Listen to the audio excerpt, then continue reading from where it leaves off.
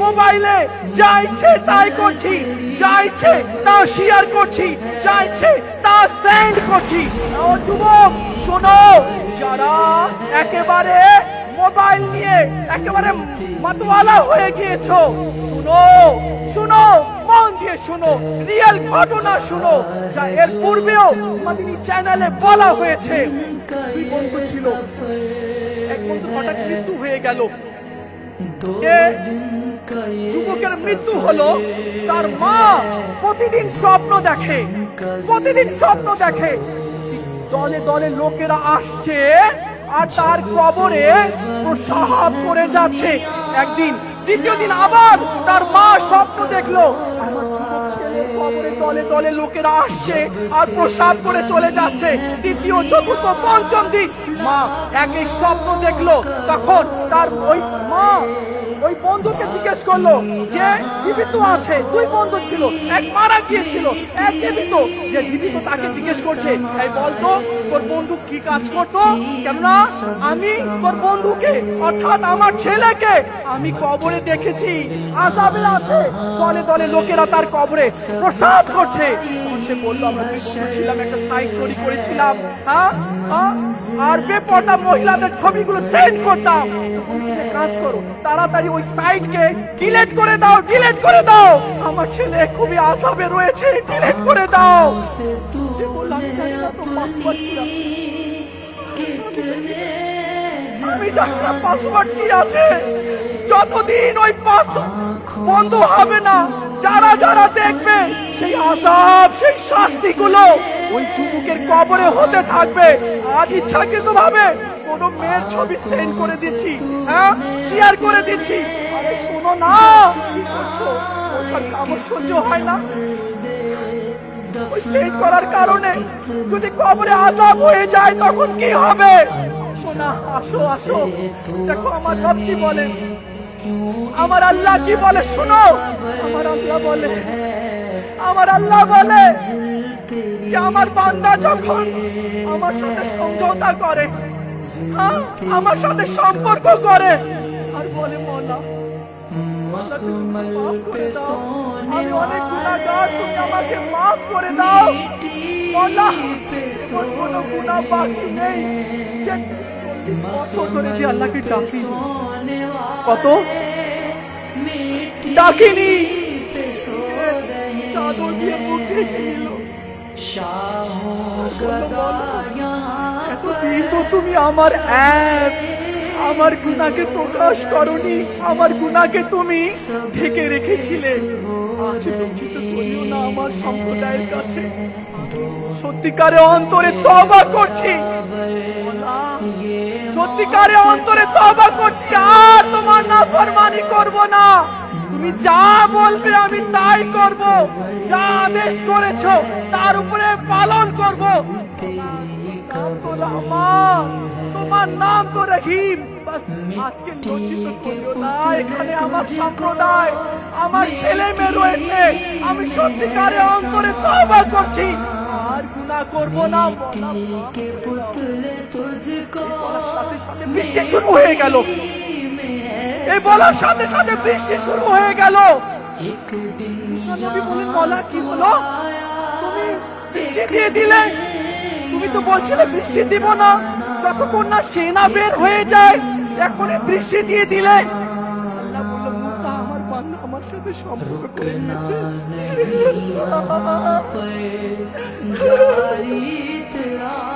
মুসা আলাইহিস সালামকে বলতো, মুসা আলাইহিস সালাম, আমার বান্দা আমার কাছে ফিরে এসেছে, আমার বান্দা আমার সাথে সম্পর্ক করে নিয়েছে। আমি যার জন্য বৃষ্টি দেই নাই, তার জন্য বৃষ্টি দিলাম। যার জন্য এতদিন বৃষ্টি দেই নাই, আজ তার জন্য বৃষ্টি দিচ্ছি। মওলা, মওলা আমার পাপ সম্পর্কে যদি আমার মা জানতো আমি বাইরে গিয়ে কি করি, আমার মা বা আমার বাবা যদি জানতো, সমাজের মধ্যে বলতো নাকি এটা আমার ছেলে। না না, এ আমার ছেলে নয়। আমার পাপ সম্পর্কে, আমার গুনাহ সম্পর্কে আমার ভাই যদি জানতো তো সমাজে ভাই বলে পরিচয় দিত না। কিন্তু মওলা তুমি আমার এত পাপ দেখার পরেও তুমি আমার পাপের উপরে পর্দা ঢেলে রেখেছো। আমার আল্লাহ জানে। শোনো শোনো শোনো, মন দিয়ে শোনো। আমরা ঘুমাই, কিরামান কাতিবিন ঘুমায় না। আমরা আরাম করি, ফেরেশতা আরাম করে না। যা বলেছি, যা করেছি, যা দেখেছি, যা যে পাপ করেছি সব কিরামান কাতিবিন লিখে রেখেছে। ইমাম গজ্জালি রহমতুল্লাহি ওয়ালি বলেন, হ্যাঁ শোনো, আজ সবাই মন দিয়ে শোনো।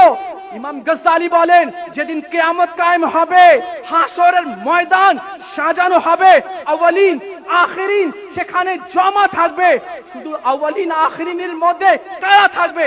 আমার নবী, আমার পীর, আমার মা, আমার বাবা, আমার মেয়ে, আমার স্ত্রী, আমার ছেলে সেখানে থাকবে। আমাকে আপনাকে দাঁড় করানো হবে। অমুককে দাঁড় করাও, তার আমল তার হাতে দাও, আর সম্মুখে আউয়ালিন আখিরিনের সম্মুখে তার আমলগুলো পড়ে শোনাতে বলো। তখন আমল নামা নিবে, তখন আর এইভাবে পড়ে শোনাবে। তখন মা দেখবে, আরে আমার ছেলে তো, ওই যে আমার ছেলে হাসরের ময়দানে যে আমল পড়ছে সে তো খুব ভালো ছিল, যাই আমার ছেলের আমল শুনি। মা আসবে আমল শোনার জন্য, বাবা আসবে আমল শোনার জন্য, স্ত্রী, মেয়ে, ছেলে আসবে, ভাই আসবে, বন্ধু আসবে। যে বন্ধু মনে করতো আরমান খুব ভালো, সবাই দলে দলে আসবে, দেখি কি পড়ে আজকে, কি আমল পড়ে শোনায়। কিন্তু আমার আমল তো গুনাহ দিয়ে ভর্তি। আমার নবীর সামনে, আমার মায়ের সামনে, আমার মেয়ে যে আমাকে ভালোবাসতো, আমার বাবা খুব ভালো, যে মেয়ে বলতো বাবা খুব ভালো, যে ছেলে বলতো আমার বাবা খুব সৎ, কিন্তু তাদের সামনে আমি নিজের পাপ ভরা, গুনাহ ভরা আমল কিভাবে পড়ে শোনাবো? আমার নবীর কাছে এক হাবশী আসলো, হাবশী, আর এসে বললো, ইয়া রাসূলুল্লাহ, আমি গুনাহ করেছি, আমার তওবা কি কবুল হবে? আমি অনেক গুনাহ করেছি, অনেক পাপ করেছি, কোন এমন পাপ নেই যে পাপ আমার দ্বারা হয়নি, এমন কোন নাফরমানি নেই যে নাফরমানি আমার দ্বারা হয়নি। মাথার চুল থেকে পায়ের নখ পর্যন্ত ইয়া রাসূলুল্লাহ গুনাহের মধ্যে ডুবে রয়েছি, আল্লাহ কি আমাকে মাফ করবে আমি যদি তওবা করি? আমার রাসূল বললেন, আমার হাবিব বললেন, আমার নবী বললেন সাল্লাল্লাহু আলাইহি ওয়াসাল্লাম, হ্যাঁ তওবা করো, আল্লাহ তোমার গুনাহ ক্ষমা করে দিবে। তখন সে হাবশী বলল, ইয়া রাসূলুল্লাহ, আমি যা গুনাহ করেছি এই গুনাহ কি আল্লাহ দেখেছে? আমার নবী বলেন, আল্লাহ ঘুমায় না, আল্লাহ সব কিছু দেখে। হ্যাঁ শোনো, তুমি যা করেছো, রাতের অন্ধকারে দিনের আলোয় যা করেছো সব আল্লাহ দেখে নিয়েছে, সব আল্লাহ দেখে। এই কথা যখন সে হাবশী শুনলো, মাটির মধ্যে পড়ে গেল আর মাছের মতো ছটফট করতে লাগলো। কিছুক্ষণ পর যখন তাকে নাড়িয়ে দেখা হলো, হিলিয়ে দেখা হলো, তার দেহে আর রূপ নেই, সে মারা গেল আল্লাহর ভয়ে, খৌফে খোদাই মারা গেল। আমি যা করেছি পাপ, যে হারাম দেখেছি, যা বদ কাজ করেছি সব আল্লাহ দেখে নিয়েছে, এই কল্পনা করে সে হাবশী ইন্তেকাল করলো। আজ আমরা নিজেকে চিন্তা করি, সুযোগ আছে তো, ইস্তেমাতে চলে এসেছি, আর আমার রব বলে, আমার বান্দা যদি গুনাহ করে করে করে আসমান ভরে দেয়, জমিন ভরে দেয়, এরপরে অনুতপ্ত হয়ে সে যদি তওবা করে, আমি আল্লাহ তার তওবা কবুল করে নেব। আলহামদুলিল্লাহ, আল্লাহ তওবার দরজাকে খুলে রেখেছে, এখনো অপরচুনিটি রয়েছে। আজ আমরা 3 দিনের ইস্তেমাতে এসেছি, তওবা না করে যাব, তওবা করে যাব ইনশাআল্লাহ। মওলা তুমি আমাদেরকে ক্ষমা করে দাও। আল্লাহ ইয়া আল্লাহ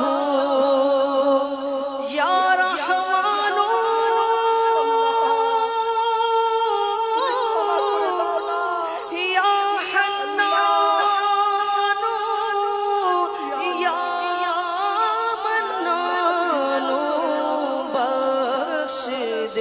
बख्शे हुओं का सदका अल्लाह बख्शे दे, बख्शे हुओं का सदका मौला बख्शे दे, बख्शे हुओं का सदका या अल्लाह। কি হলো?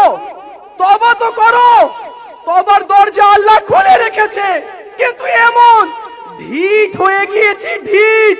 আর একটা কথা না বললেই নয়, গুনাহের রোগ লেগে গেছে, গুনাহের রোগ, গুনাহের রোগ লেগে গেছে, চোখকে হারাম দিয়ে দেখার রোগ লেগে গেছে। যতক্ষণ মোবাইলে বা টিভি স্ক্রিনের মধ্যে যতক্ষণ হারাম না দেখি মন ভালো লাগে না, এটা বড় রোগ, রোগ লেগে গেছে, রোগ।